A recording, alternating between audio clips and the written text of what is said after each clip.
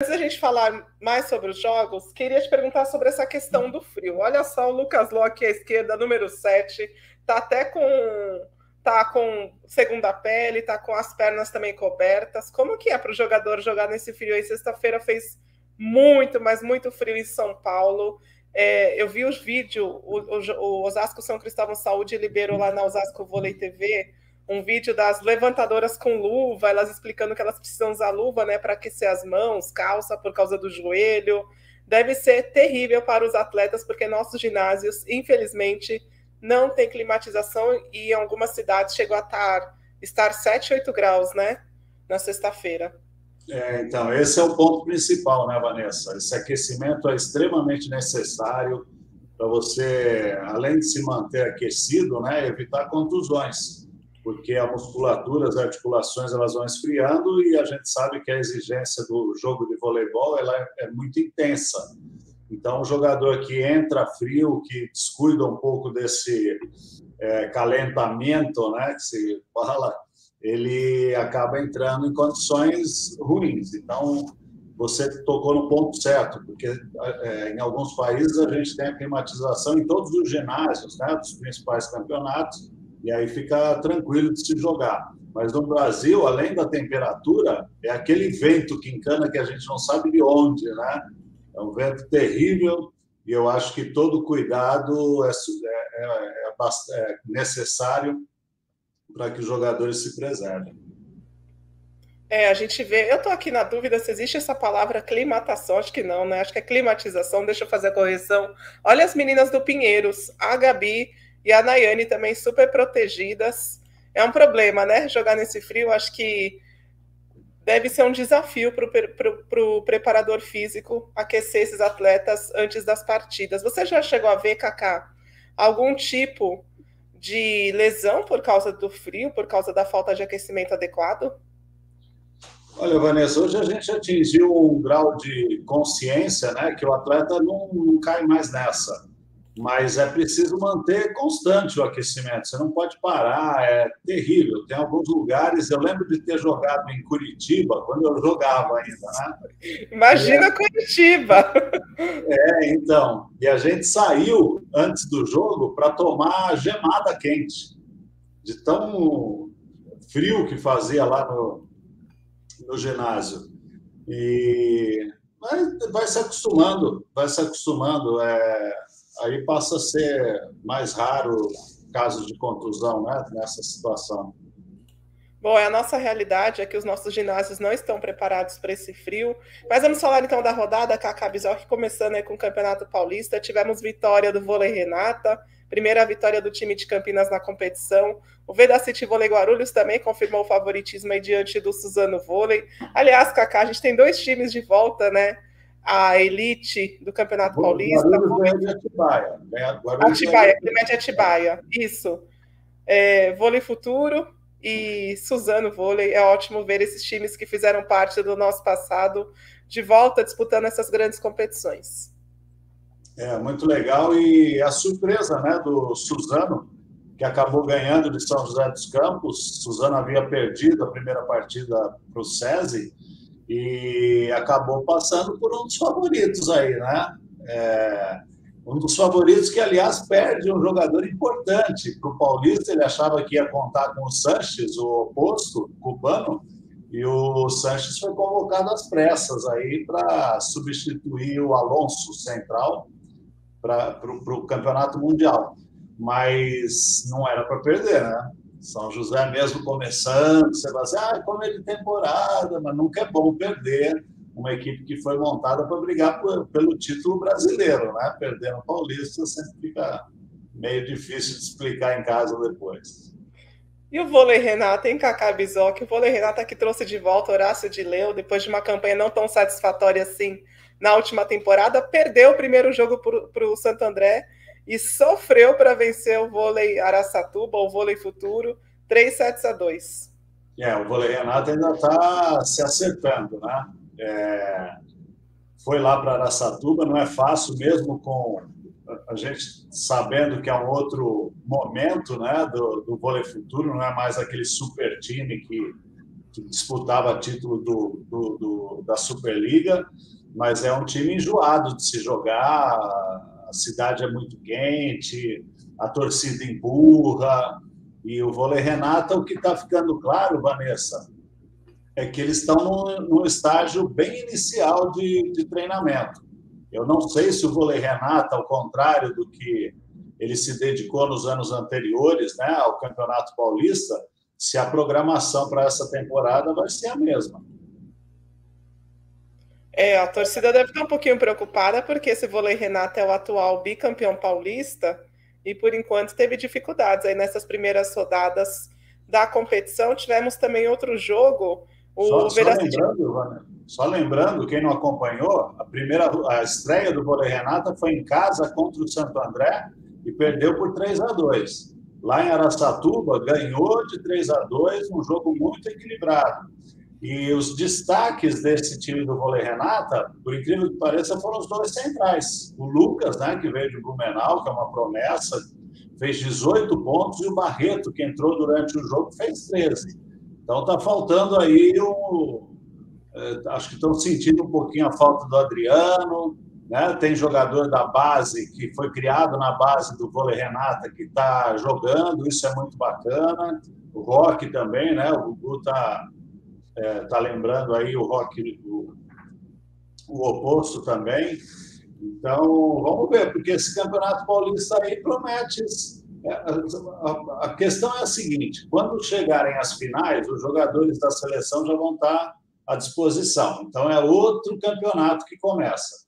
Mas essa fase de classificação, exatamente por causa desse equilíbrio que a gente está vendo, pode acontecer de tudo, né, Vanessa? Aí você pega dois favoritos aí que podem se enfrentar numa fase anterior e aí acabou a final dos sonhos. E aconteceu ano passado na Superliga, ano passado não, né? Na última temporada, com o Vôlei Renata, que ficou numa posição ruim na Superliga e acabou cruzando já com o SESI São Paulo, né, Kaká? Nas quartas de final e acabou caindo. Justifica, o Gugu lembrou aqui então da ausência, você também falou sobre as ausências de Adriano e de Felipe Roque. Esse início mais cambaleante do Vôlei Renata se justifica com a ausência desses titulares, ou eles deveriam estar jogando melhor, Kaká? Mesmo sem os dois.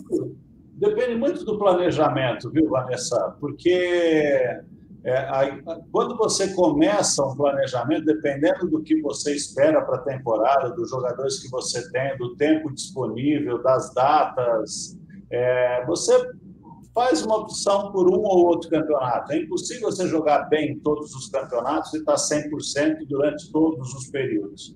Então, isso pode indicar aí que o Vôlei Renata está se preparando mais para a Superliga e deixando um pouco essa primeira fase para treinar mais forte, para pegar mais pesado. Talvez seja por aí.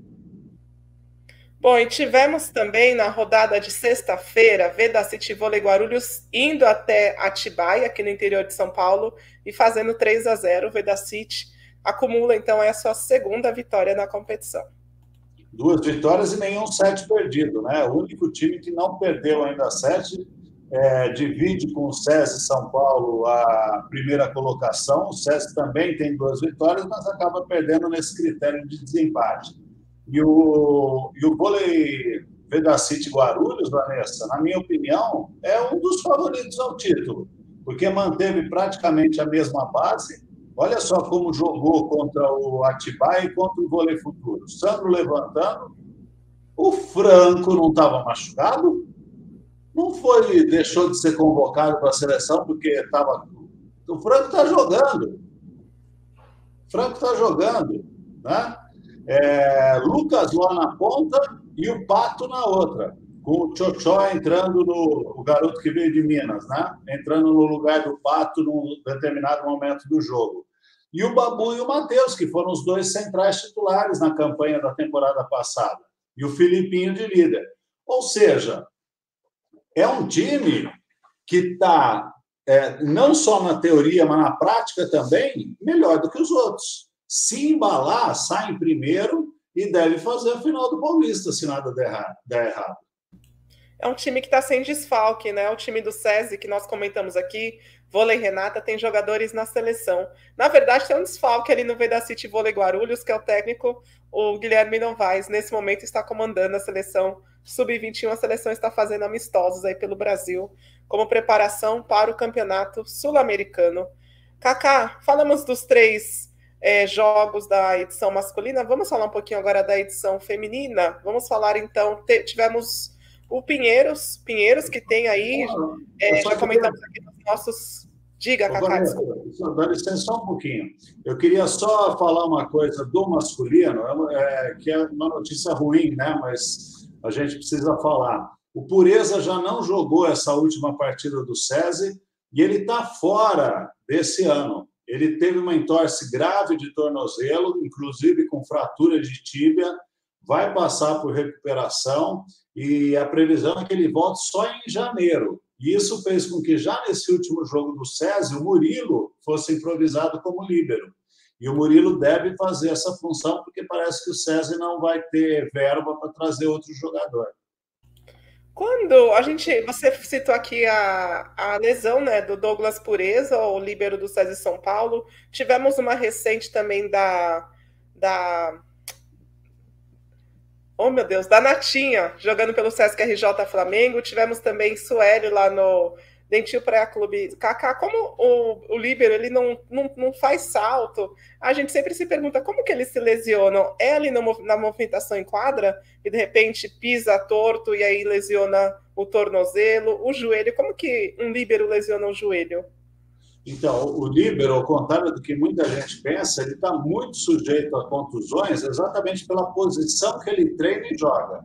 A gente vai lembrar do Sérgio Escadinha, né, nosso líbero de ouro.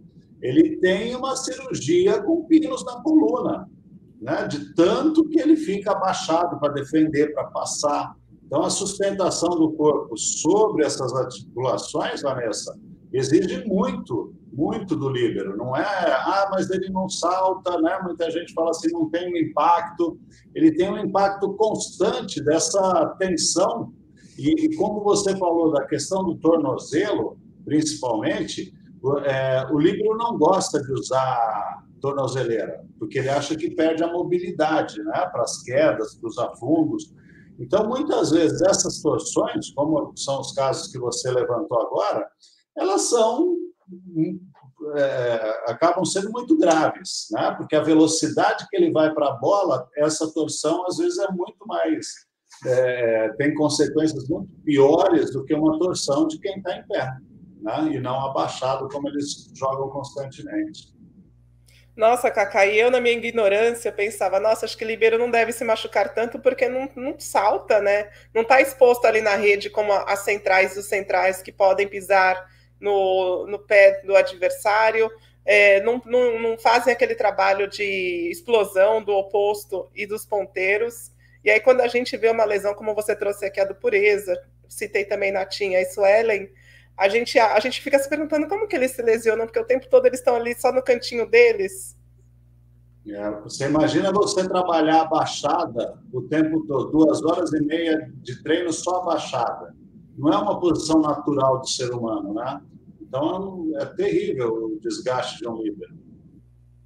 Olha, o Guilherme, que é membro do nosso canal, um beijo para você, Guilherme. Ele falou que já quebrou um dedo da mão quando treinou de líbero. Eu lembro do Serginho Escadinha, véspera do Campeonato Mundial de 2010, ele nem pôde ir.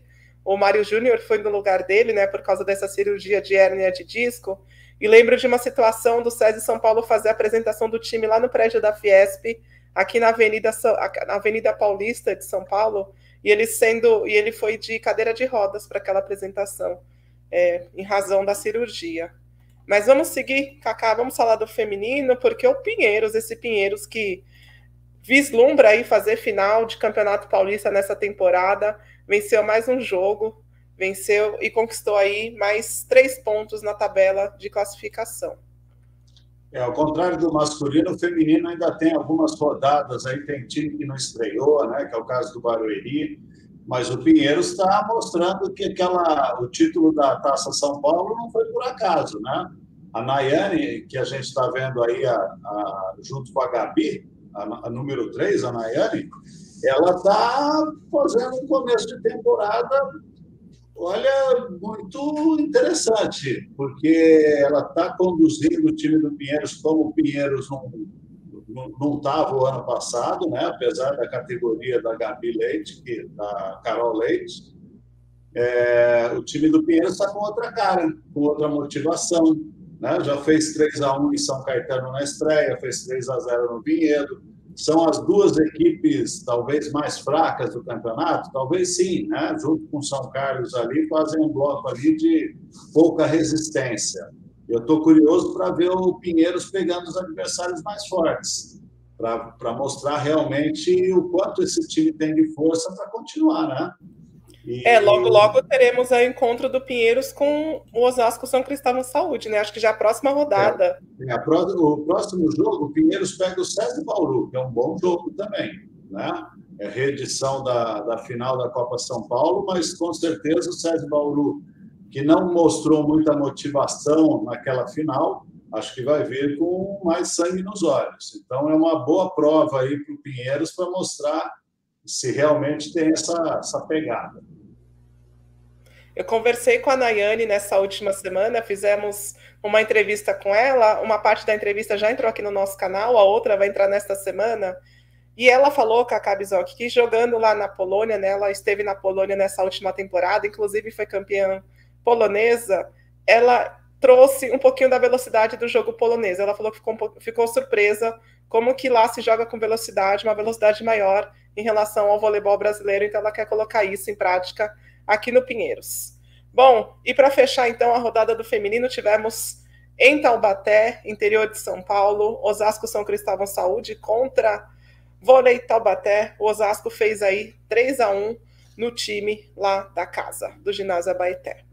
E também juntou duas vitórias, né? A primeira estreia contra Vinhedo, 3-0, está com a mesma campanha do Pinheiros, igualzinha. E Osasco jogando com a Kênia levantando, a Tiffany na saída, a Gleice jogando, a Denise jogando. É um time também que vai se encaixando aí, vai ser bacana de ver esses confrontos, Vanessa. Eu acho até que o feminino vai ter mais equilíbrio entre as equipes do que o masculino. Você colocaria aí como os 3 favoritos ao título, Osasco, Pinheiros e SESI Bauru, Cacá, pelo que você já viu agora nesse começo de Paulista? Acho que sim, deve ficar entre eles. Cacá, tem uma pergunta aqui, um comentário, né, da Liv. É ótimo de ver esses times de menos poder financeiro jogando um vôlei de muita qualidade. Explica para a gente, você que já esteve dentro desse circuito, o que esses times menores fazem depois que se acaba um campeonato paulista? Alguns jogam regionais, tem time ali que vai disputar a Superliga C, né, vislumbrando a Superliga B, mas e os outros? Eles se juntam só para disputar o campeonato paulista? O que esses atletas fazem depois? Eles vão buscar emprego em outros centros? Como que funciona? Porque depois do Campeonato Paulista a gente fala só de Superliga. O que acontece, por exemplo, com o Climed Atibaia, com esses times menores? Então, o problema, o pouco investimento que esses times têm, eles não conseguem manter esses jogadores nem para a temporada seguinte, né? Então, é como se fosse um contrato temporário. Acabou o Paulista, valeu, obrigado. Mas é a oportunidade que eles têm também, Vanessa, de mostrar a capacidade para serem contratados por outras equipes na sequência da temporada. Então, eu já vi jogador, por exemplo, de Atibaia ser contratado por equipe que vai jogar a Superliga para completar o grupo, né? Então, vai ser lá o 14º jogador, aqueles jogadores mais jovens que participam do Paulista e não são aprovados, né, vamos dizer assim, no rendimento, eles acabam, o técnico fala assim, poxa, precisamos trazer um, porque esse aí não vai dar conta ainda. E aí ele traz alguns jogadores mais experientes desses clubes. E você lembrou bem que agora a gente tem esses campeonatos brasileiros, né, a Superliga B, a C, que ela pode fazer com que esses jogadores continuem se mantendo em atividade na própria equipe. Mas não é algo que vai permitir que eles se dediquem exclusivamente a isso. Esse é o problema.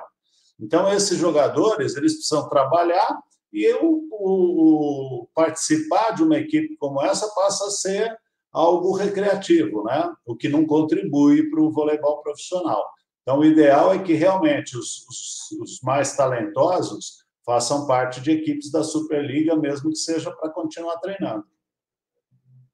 Então, quando esses times menores, por exemplo, o Climed Atibaia, né, que jogou contra o Veda City Volley Guarulhos, eles enfrentam esses maiores, na cabeça do jogador ele pensa assim, preciso ir bem, porque isso aqui é uma vitrine, posso ser contratado por um Guarulhos, por um Volley Renata, por um SESI São Paulo, para a próxima temporada.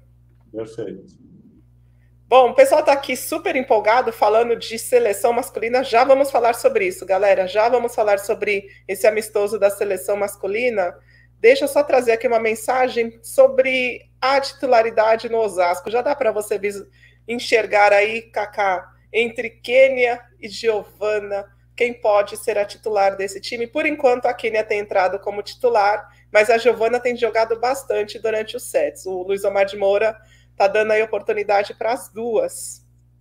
Eu acho que a aposta do Luiz Omar é na Kênia, né? Por tudo que foi a temporada passada, por ele ter trazido a Kênia já para fazer parte do grupo, saber da possibilidade de evolução dela. Então, se eu pudesse adivinhar o que passa na cabeça do Luiz Omar, é o seguinte: Kênia, pelo tempo que eu já te conheço, que eu trabalho com você é a minha peça de confiança. Se você corresponder, você vai ser titular. Senão, eu trouxe a Giovana, que tem condições de segurar o time aí. Então, eu acho que é mais ou menos por aí. E também vai depender, porque as duas estrangeiras ainda não estrearam, né, Vanessa? Como é uma aposta também alta, né, de você trazer estrangeiras, principalmente a Smarzek, vai muito da levantadora combinar com essas jogadoras. Então, eu trago uma Smarzek para botar as bolas no chão. A Kênia não acerta a bola com ela, não acerta. Giovana entrou, acertou, está rodando, está ganhando. É a Giovana que vai jogar, né? Então, tem muito disso também. A hora que coloca o time ideal, não é sempre que a levantadora que o técnico espera se coordene tão bem com as atacantes. Então, eu acho que é um processo, a temporada é longa, não vai ser agora não que a gente vai ter essa definição.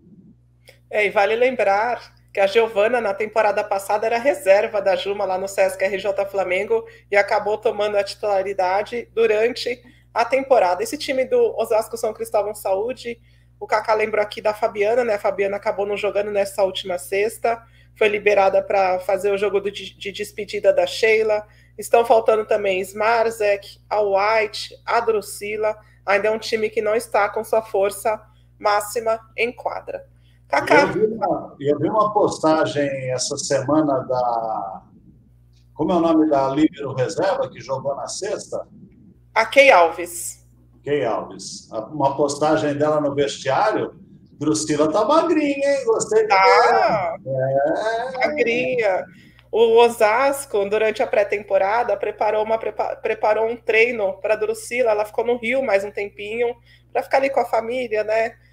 Ter o carinho ali de quem a ama. E ela já começou o período de preparação a esses treinamentos que o Osasco preparou para ela desde o Rio de Janeiro. Tá magrinha, hein, Kaká? Por isso que a gente vem falando. De repente, se voltar a jogar o que ela jogava, quem sabe não tenhamos Drusila de volta à seleção. Seria um baita reforço para o time do José Roberto.